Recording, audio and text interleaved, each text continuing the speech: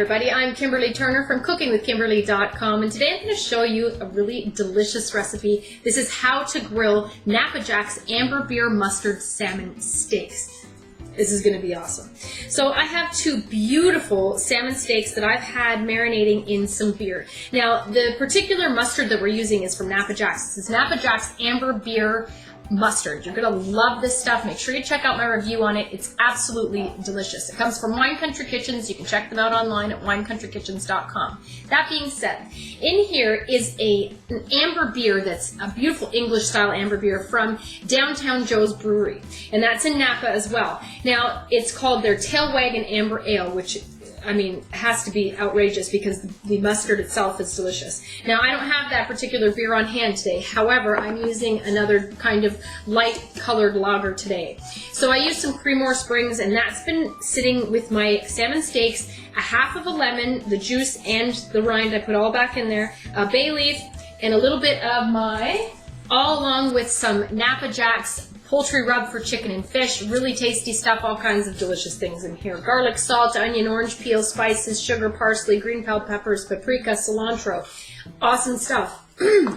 So this has been sitting for a good hour, I would say. And they're just kind of marinating and getting all happy. These steaks are absolutely beautiful. I'm going to take them out, and we're going to use some of this beer, and we're going to make ourselves kind of a spread to put on there. Okay, we're going to preheat our grill as well on a nice high heat because we want to get some really great grill marks on here relatively quickly because fish does not take that long to cook, okay? So I'm just going to kind of squeeze this lemon out. We're going to save this a little bit of this beer. So there's my gorgeous salmon steaks. Oh, I also put some whole mustard seeds in there, so that's nice. They smell beautiful as well. So let's set that off to the side. I'm going to use a little bit of this beer to mix with our little spread that's going to go on top of our salmon steaks before we grill them. So I don't know, maybe half a cup, I'd say. Just put this to the side.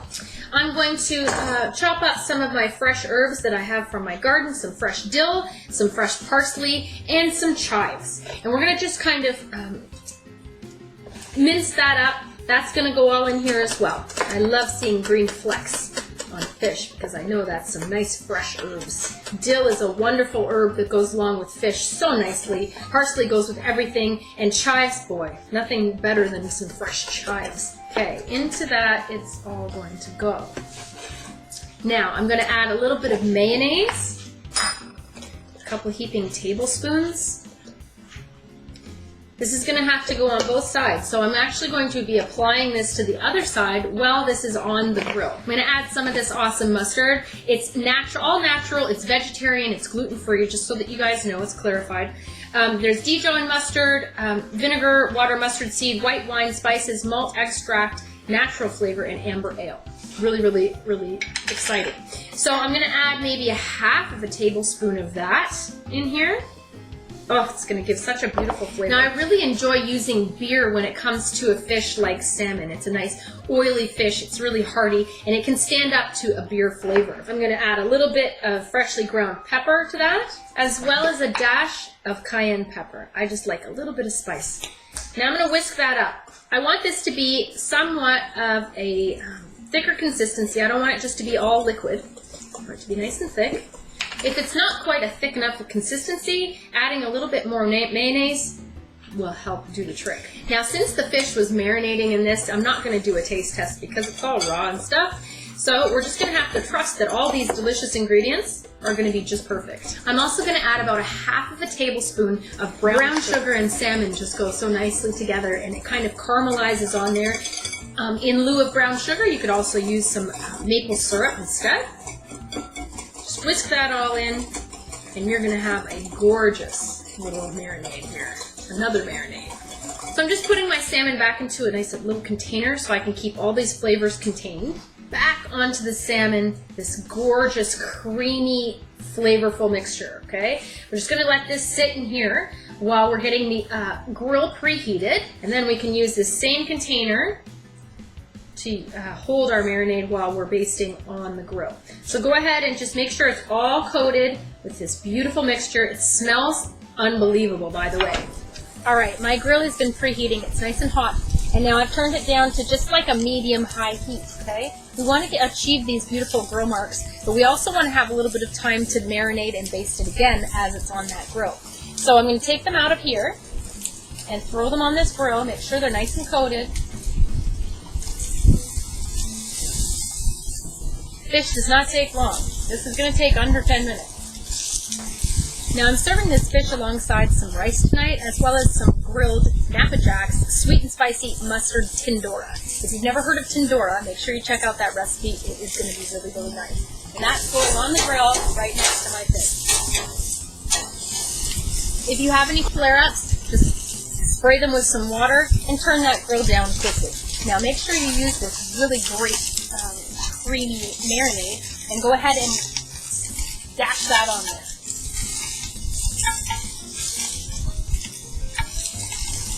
Now fish can be quite delicate on the grill, so you don't want to be turning it back and forth constantly, okay? You want to turn this guy one time. And if you want cross-hatched grill marks, then you turn it just once on each side.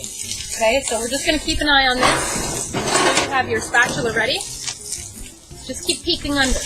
If your fish is still sticking and you think it's time to turn it, leave it maybe another minute, just to see if it unsticks itself naturally, because that's typically what happens, okay? And have a plate ready for when your fish is done. Now work carefully when you flip. I like to use 2 spatulas, and make sure you wear your oven mitts so you don't burn yourself. It might take a little longer than other times you're flipping fish. So I'm going to get under both those legs of the steaks, around the body, and you're just going to flip it ever so gently. Gorgeous. Wow. Now don't put any marinade on this other side, because that's the only time you're going to flip it. You're not going to be able to cook that otherwise. So just leave that. It looks so fantastic. I can't wait. Our salmon is done. You don't want to overdo it because it'll be too dry. So I have a nice little bit of char. It looks fantastic. I know it's cooked through the center. Off the grill it comes. What a gorgeous presentation with a little bit of fresh herbs and your lemon. Just go ahead and do that. I've even picked my chives with the flowers because it's especially pretty. Added a little bit of cilantro or parsley and some lemon wedges, and you're good to go. You ready to eat, Mom? Absolutely. It looks fantastic. They look awesome. Beautiful char grilled marks. I love that. It smells so good. It sure does. Let me go on to serve you up. Look at that beautiful steak. Oh. Yeah. Amazing. Absolutely gorgeous, Mother. Here you go, Mom. Look at Mom's. It looks so awesome. Oh, boy. Who wouldn't want that for dinner? Wow, look at that. That looks gorgeous. Oh, you're so artistic, Kimmy. Oh, thank you, Mommy. A little bit of lemon. Just a few simple ingredients and you can have a really amazing, gourmet-looking, hearty dinner. This would be beautiful with a salad or just on its own. Tonight, again, it's with rice and that beautiful grilled tindora. We're just going to try it like this. What's your favorite part? This part up top or the legs? The legs. Huh? Oh. It's moist. Thing with the salmon steaks, they have that nice rind of fat, fish fat around the edge, which keeps it so moist. And especially if it's fresh, it's nice.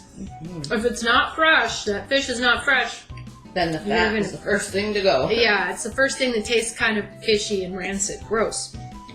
But I don't really actually eat the skin. I just kind of peel it off. It's really simple.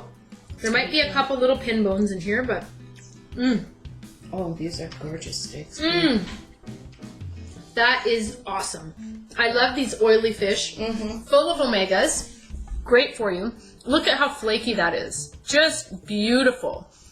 Still moist though. Look at this fish. Look at that. All charred, flaky, beautiful. And you just get that slight flavor of mustard. Mustard, Oh, yep. It's so delicious. Amber beer mustard. Pardon my fingers. So good. So if you're gentle with your fish on the grill, you can keep it whole, and it's a gorgeous presentation, as well as so flavorful from that char. when you're working on the grill, if you're using a very large spatula, you can totally avoid breaking your steak. Yes, actually I use two. I showed them. That's even better. One in one hand, one in the other, and easily flip it over. That's even better. Oh, this fish is just unbelievable. Moist, tender, flaky, full of flavor. I love fish and beer, especially fatty fishes like this. Wow. What a lovely dinner. Oh, man. I really got the mustard that time. Yeah.